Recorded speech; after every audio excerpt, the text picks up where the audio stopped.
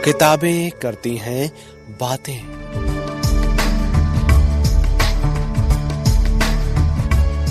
आवाज की तरंगों पर मेहनतकश जनता का साहित्य।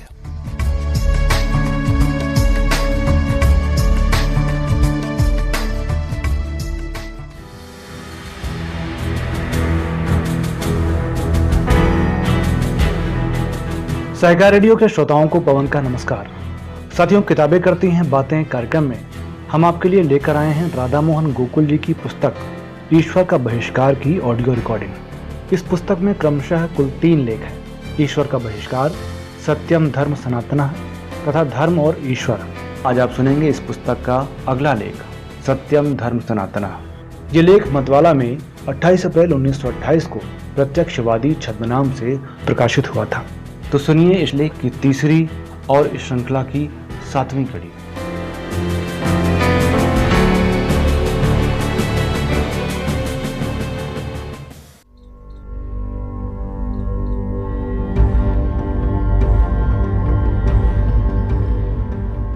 ऊपर के 2 लेखों में जो कुछ भी कहा गया है वो सब प्रत्यक्ष, प्राकृत एवं स्वयं सिद्ध सत्य है। मुझसे कोई पूछे कि कौन कहता है दास्ता स्वतंत्रता से अच्छी है, तो मैं कहूंगा और साफ साफ कह दूंगा कि सारे पंडित, पुरोहित, मौलवी, मुल्ले, पोप और बिशप कहते हैं कि ईश्वर की सच्ची आज्ञा अपौरुषेय ज्ञान हमारे पास है। इसे आंखें बंद करके मान लो, इसी के अनुसार चलो, अक्ल को दखल ना दो।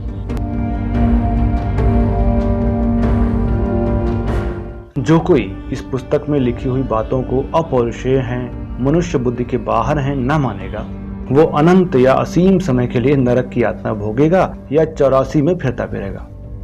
चाहे तुमको धर्म पुस्तक की बात कितनी ही खुराफात भरी नजर आवे, पर उसे जरूर ही मान लो, नहीं तो तुम नास्तिक हो, मूर्तिद हो इत्यादि। क्या ये मानसिक स्वतंत्रता है या गुलामी की कठिन बेड़ी? हमारे गले में धर्म पुस्तकें आशा और भय के डोरे से बांधी जाती हैं। एक ओर शैतान हमारी गर्दन दबोचने को तैयार है और दूसरी ओर परमेश्वर महाराज या अल्लाह मियाँ अपना डंडा लिए लाल लाल आंखें दिखा रहे हैं। इस धर्म रूपी चक्की के दोनों पार्टों के अंदर मनुष्य आंख बंद करके पीसे जा रहे हैं। इस पर भी कहा यह जाता है कि सत्य असत्य का विवेचन करने वाली बुद्धि तुम्हें मिली है। तुम स्वतंत्रता पूर्वक सत्य असत्य के निर्णय के अधिकारी हो। परमात्मा दयालु हैं, वो तुम्हें स्वतंत्रता देता है कि तुम अपनी पसंद से काम करो।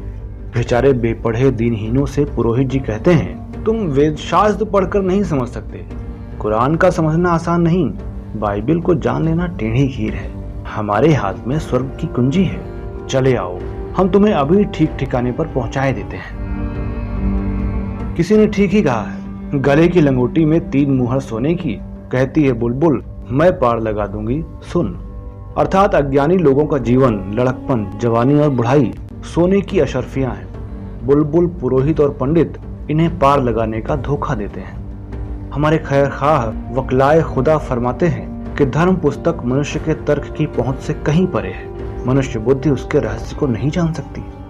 मैं भी कहता हूं कि बात सत्य है। मनुष्य बुद्धि से खारिज पागल खाने के निवासियों के लिए ही आपकी धर्म पुस्तकें बहुत उपयुक्त हैं। इस तरह हमारे मन मंदिर से परम पूज्या भगवती बुद्धि को बहिष्कृत करके हमें नरक के भय रूप सर्प के सामने खड़ा किया जाता है और कहा जाता है इस सर्प का भय करो, नहीं तो तुम अपने आप को खो बैठोगे। मैं तो यही कहूंगा कि इस सर्प का सर कुचल दो, भय के भूत को विदा कर दो। आंखें खोलो, देखो, सत्य असत्य, उचित अनुचित का भेद बतलाने वाली कसौटी तुम्हारे पास है। अगर दिमाग ईश्वर के भय की धुआंधार गर्म हवा और धूल से भरी हुई आंधी से जलकर सहारा का जंगल बन गया तो तुम्हारा जीवन व्यर्थ हो जाएगा। हमें बच्चों की तरह बहलाने फुसलाने के लिए केवल नरक का भय ही नहीं किंतु स्वर्ग के सुखों का प्रलोभन भी दिया जाता है। अगर तुम डर से बुद्धि को विदाई नहीं दे सकते तो बाबा कुछ उत्कोच यानी रिश्वत लेकर ही अक्ल का खैरबात कहो। लेकिन स्वाभाविक सत्य सनातन धर्म कहता है कि बुद्धिमान, समझदार, विचारशील व्यक्तियों की प्रतिष्ठा और निष्ठा उसी बात पर हो सकती है जिसकी जड़ में खुली, ठोस, सर्वमान्य घटनाएं हों, जिसका आधार विशुद्ध सत्य बातों पर हो। बात तो वही मानने लायक होती है जिसमें धमकी घुमड़ी से काम न लिया गया हो, वासनाओं को न भड़काया गया हो, आशा और भय का सहारा न लिया गया हो। बल्कि बुद्धि सीधे साधे विस्पष्ट शब्दों में विवेक से काम लेने के लिए छोड़ दी गई हो और विवेक ने अपना आखिरी फैसला दिया हो। मन को सारी योग्यताओं ने, हमारे सारे इंद्रिय ज्ञानों ने, हमारी बुद्धि ने मिलकर ये कहा हो कि अमुक बात निस्संदेह मान लेने योग्य है, क्योंकि हमने इसे ताज छान कर खरा पाया है, तो हम उसे जरूर मानेंगे। इसमें किसी भी पंडित या पुरोहित की सिफारिश की दरकार नहीं है। वाचक वृंद, विश्वास किसी पुरस्कार या उत्कोच यानी रिश्वत से पैदा नहीं होता। विश्वास की उत्पत्ति निर्दोष प्रमाणों से होती है। किसी इनाम या रिश्वत का वादा सबूत नहीं हो सकता। रिश्वत से बात की वस्तु स्थिति पर कोई प्रकाश नहीं पड़ सकता। न इससे बात सिद्ध होती है, न इससे कोई संदेह दूर होता है, न किसी शंका का समाधान इससे संभव है। रिश्वत या इनाम के बल पर किसी बात का किसी से मनवाना या कहलवाना ईमानदारी नहीं, बेईमानी है, असत्य है, छल है, धोखा है, दुष्टता है, बदमाशी है।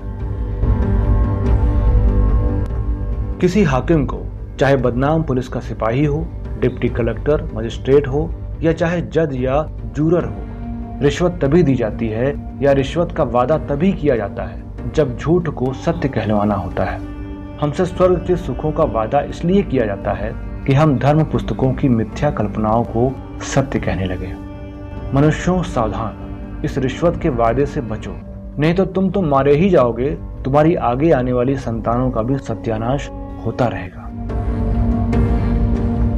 अगर मैं कह दूं कि धरती के केंद्र में एक ऐसा हीरा है जिसकी परिधि 500 मील है, मेरी इस बात का जो विश्वास करेगा उसे 1 करोड़ रुपया इनाम मिलेगा, तो क्या आप इस बात को प्रमाण मान लेंगे?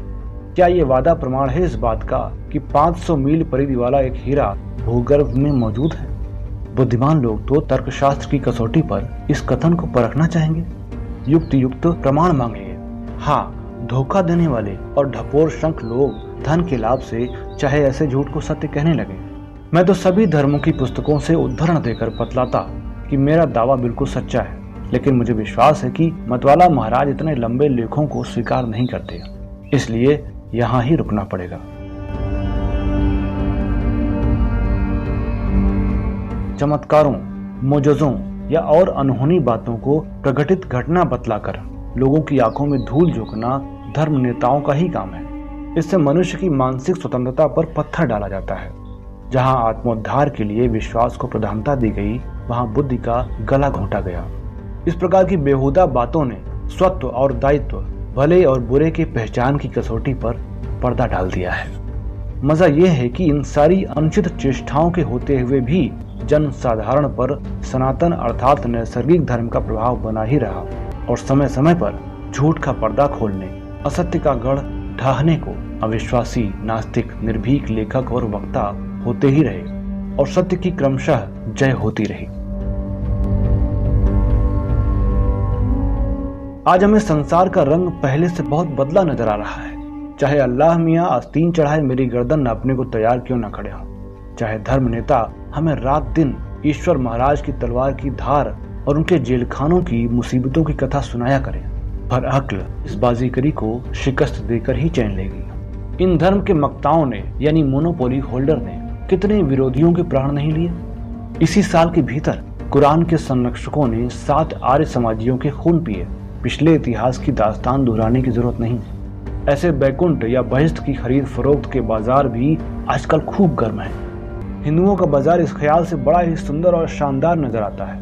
इनके यहाँ अदालतों की तरह ईश्वर के यहाँ भी वकालत, रिश्वत, नजराना बड़े जोरों के साथ चलता है। रिश्वत मुसलमान और ईसाई भी देते हैं, पर हिंदू इनसे बढ़े चढ़े हैं।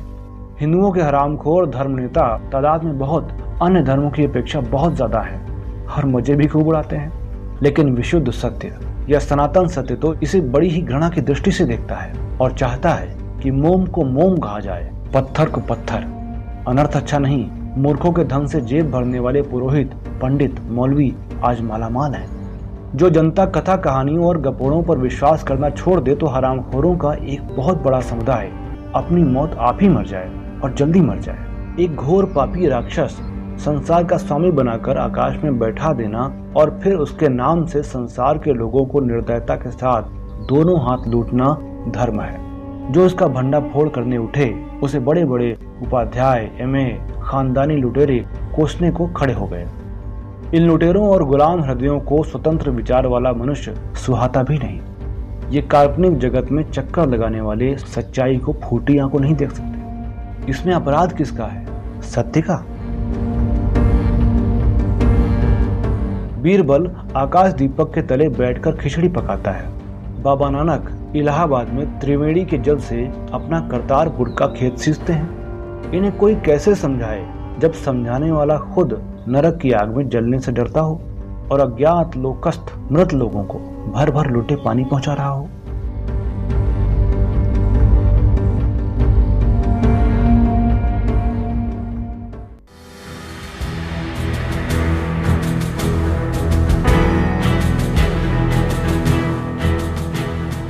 तो श्रोताओं, अभी आप सुन रहे थे राधा मोहन गोकुल जी की पुस्तक ईश्वर का बहिष्कार के लेख सत्यम धर्म सनातन की तीसरी और इस श्रृंखला की 7वीं कड़ी। राधा मोहन गोकुल जी की 4 पुस्तकें राहुल फाउंडेशन लखनऊ ने प्रकाशित की हैं। इस पुस्तक के अतिरिक्त जो और 3 पुस्तकें हैं वो हैं लौकिक मार्ग, धर्म का ढकोसला और स्त्रियों की स्वाधीनता।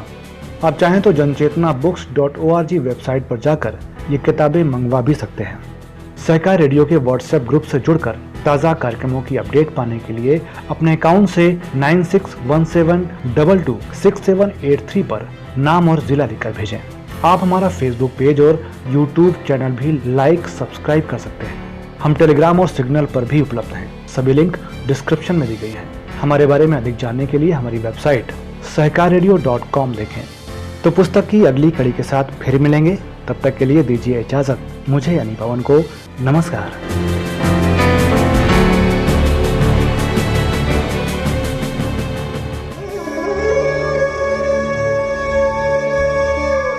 किताबें करती हैं बातें।